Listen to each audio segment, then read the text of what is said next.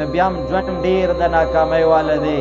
رب څنګه مینه کوي؟ نو جوانانو ما او تاسو ته د خپل رب د مینې پته نشته چې رب څنګه مینه کوي. منګه نن چیف آف آرمی سټاف دوکه کړو، منګه نن پرایم منسټر دوکه کړو، منګه نن ایم این ایز هغه دوکه کړو، منګ ایم پی ایز دوکه کړو، منګه بیرسټر دوکه کړو، منګه چیف دوکه کړو، منګ جسټس دوکه کړو، منګ پروفیسرای لیکچررای دوکه کړو، منګ ټیچرای مالدارای جاگیدارای کارخانیدارای وغیرہ دی دوکه کړو. منګ نن خپل د الله مینه پاتې شوه، د خپل الله محبت پاتې شو. منګ نن دې ته ونه کتل چې په دې به زما الله زمانه خفه شي او که په دې به زما الله زمانه خوشحاله شي. نه، بس منګ هغه څه کوو چې څه زمونږ زړه غواړي. لیکن الله دی، الله ډیر مینه ناک دی. علامه ابن جوزی رحمه الله تعالی دا یو بزرگ تیر شوی دی 597 هجری کې دی وفات دی. د نن نه تقریبا 1900 کال وړاندې د ده وفات شوی دی. د دې یو کتاب دی بحر الدموع، هغه آنسو کا سمندر، پاغې کې یو واقعه نقل کوي. فرمایي وی یو بزرگ دی، هغه نه چاته هغه وفات شو، نو چاته تپوس وکړو چې تا سره رب څه معامله وکړه؟ هغه ورته وایي چې زه کله وفات شوم رب څخه راغلم، نو رب راته ووایي وی مزه رب وبخلم. دی ورته وایي چې ته په څه وبخلې؟ عجیبه وجه بیانوي د بخښنې. وی زه په دې وبخلم. رب راته ووایي چې ته یو ځل ناست وې، تا وعظ او نصیحت کولو او دغه مجلس لګېدلی و، په هغه مجلس کې تا داسې وعظ وکړو، تا داسې ښکلې خبرې وکړې چې د هغه خبرو د وجې نه هغه مجلس اثر واغستو، په هغې کې خلکو له جړا راغله، په هغې کې یو ځوان ناستو. الله وایي ما ته چې دې ځوان ما سره مینه چېرته نه وه کړې، دې ځوان زما د مینه کې جړا نه وه کړې، دې ځوان زما طلب نو کړې، لیکن چې کله تا خبره کوله ستا خبرې باندې هغې باندې اثر وشو، د هغې زړه نرم شو، د دغې ځوان په مخ باندې د سترګو نه اوښکې روانې شوې. هغه اوښکې ما ته دومره خوښې راغلې چې ما د هغې ځوان صرف نه، ما د هغې ټول مجلس بخښنه وکړه او په هغې کې تام بخښنه صرف د دې اوښکه د وجې کړې. رب ډېره مینه کوي. ښه ما او تاسو لرې تفتو. رب وایي ما څخه راشئ، او بیا الله داسې ښکلې غونې وایي فأین تذهبون؟ تاسو چېرته روان یې؟ چېرته ځئ؟ زما نه چېرته روان یې تاسو؟ کوم خوا ځئ تاسو؟ ففروا الی الله. الله وایي ما طرف ته داسې رامنډه کوي، راوتښتئ، د دې هر څه نه راوتښتئ، زما طرف ته راوتښتئ، رامنډه کوي زما طرف ته. الله وایي الله دا نه وایي ښه چې ما څخه راشئ، ففروا الی الله، رامنډه کوي، راوتښتئ، فرار اختیار کوي. دا هر څه به م راګیرئ، تاسو به د دې راګیرېدو نه ځان خلاصوئ. وایي تاسو به راګیرئ، تاسو به ځان نه ورکوئ. ففروا الی الله، فرار تیښتې ته وایي.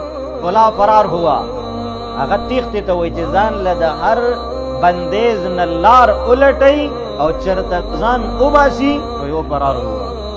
الله وایي ففروا الی الله، راوتښتئ وایي تاسو الله طرف ته تلل، د الله جل جلاله ذات سره روغه کول او د الله جل جلاله مهرباني حاصلول. دا موږ تاسو ستړې کولې، ولاړو، شپې به م ستړې شوې، بدن کې به م تکاوټ راغلو، غصه به الله راکوي. بس یو دوه حدیثه درته وایم. یو ډېر لوی عالم دی، امام زکی الدین عبد العظیم بن عبد القوی المنذری المتوفى 656 ہجری رحمت اللہ تعالی علیہ. 656 ہجری اس 1444 دے. هغه یو کتاب دی الترغیب والترهیب من الحدیث الشریف.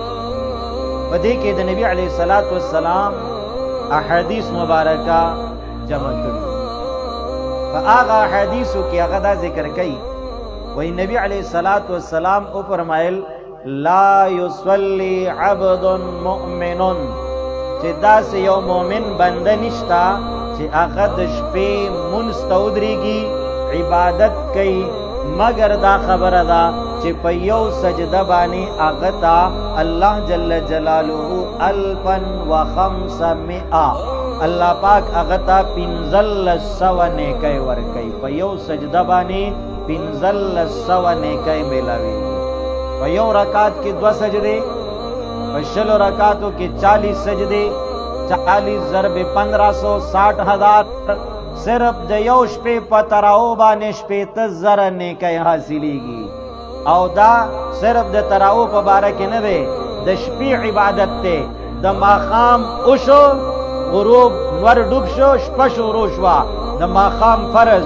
دا سنت دا وابین دا نوافل ماسخوتن مونځ سنت تراوی وتر د شپې تهجد دا ټول په دې کې په یو سجده باندې 1500 نیکي ملاویږي 1500 نیکي او بیا فرمایل نبی علیہ الصلوۃ والسلام چې داسې یو بنده نشتا چې هغه د روي یا د شپې هغه اعمال کوي نوافل کوي سجده لګي مگر د هغه په یو سجده باندې الله پاک هغه د پاره په جنت کې یو داسې ونه لګي چې د هغه ونه لاندې با 1500 کاله اسمنډوي يسير الراكب تحت ظلها هغه کې داسې دی چې دی بعد دغه ونې لاندې به صرف د 1500 کاله منډوي اوس که صرف 50 کیلومیټر په یو غنټه کې وای نو بیا 24 غنټو کې 1200 کیلومیټر شول نو چې صرف 24 غنټو کې د